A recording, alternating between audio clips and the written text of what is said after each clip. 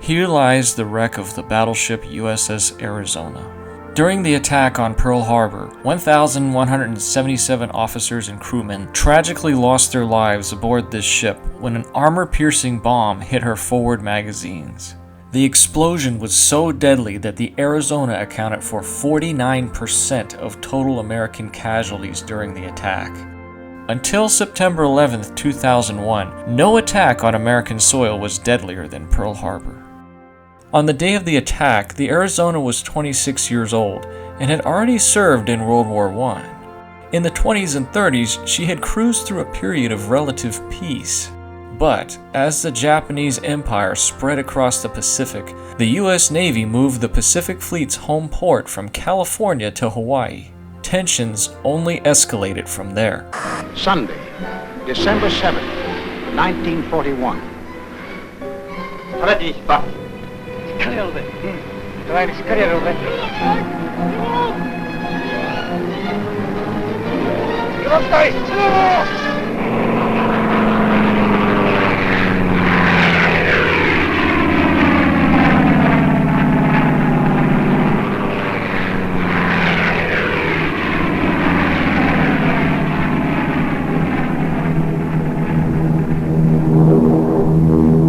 1 p.m. Eastern Standard Time. The Japanese emissaries are expected at the State Department to keep a 1 o'clock appointment they had requested in order to present their answers to our proposals. 1:05 p.m.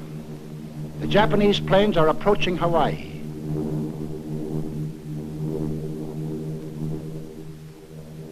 One 10 p.m. The Japanese emissaries telephoned to postpone their appointment until 1:45. 1:20 p.m.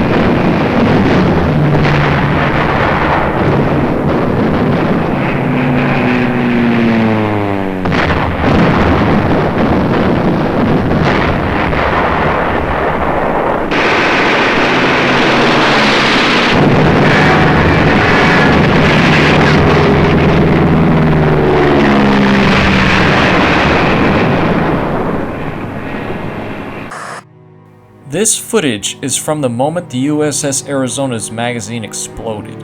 From the time the ship's air raid sirens went off at 7:55 a.m. to the final explosion at 8:06 a.m., the crew had roughly 10 minutes to react. Can you imagine trying to ready yourself for battle in such a short amount of time?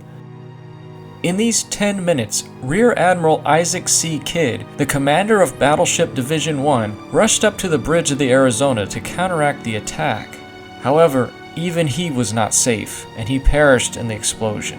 He was the highest-ranking casualty at Pearl Harbor, and the first U.S. Navy flag officer killed in action during World War II. With Admiral Kidd and other high-ranking officers down, Lieutenant Commander Samuel G. Fuqua, who was the ship's damage control officer and first lieutenant, became the Arizona's highest-ranking officer. Early in the attack, he had been knocked unconscious by a bomb at the ship's stern, but once he came to, he led the firefighting and rescue efforts. These actions earned him the Medal of Honor, the highest American military decoration. Yet, even as the crew tended to the Arizona, the attack continued. 2:20 p.m.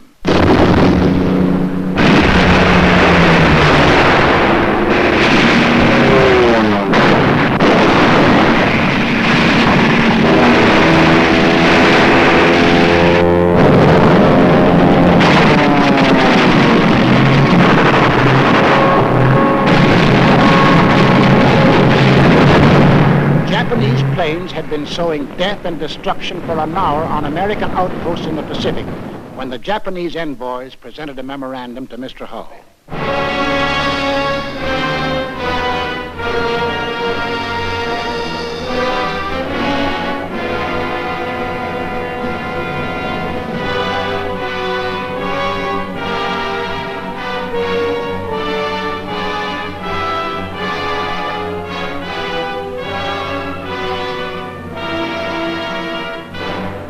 I ask that the Congress declare that since the unprovoked and dastardly attack by Japan on Sunday, December 7, 1941, a state of war has existed between the United States and the Japanese Empire.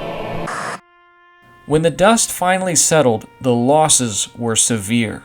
Of the 2,403 American casualties at Pearl Harbor, those who had died on the Arizona accounted for 49% of them. Of the 1,512 crew members on the Arizona, only 335 survived the attack. That's only 22% of the original crew. The damage to the USS Arizona was so extreme that it was the only battleship in Pearl Harbor that the US Navy never recovered. Even the other battleships that had sunk or capsized were refloated and/or returned to service. Instead, the ship was eventually turned into a memorial run by the National Park Service. To this day, the USS Arizona still lies at the bottom of Pearl Harbor, and the wreck still leaks oil, which bubbles up to the surface. This seemingly infinite oil slick is known as the Tears of the Arizona. The wreck is a solemn reminder of the harsh realities of war. World War II was the deadliest military conflict in history, and 70 to 80 million people died during the war. By the end of the war, 3% of the world's population was gone.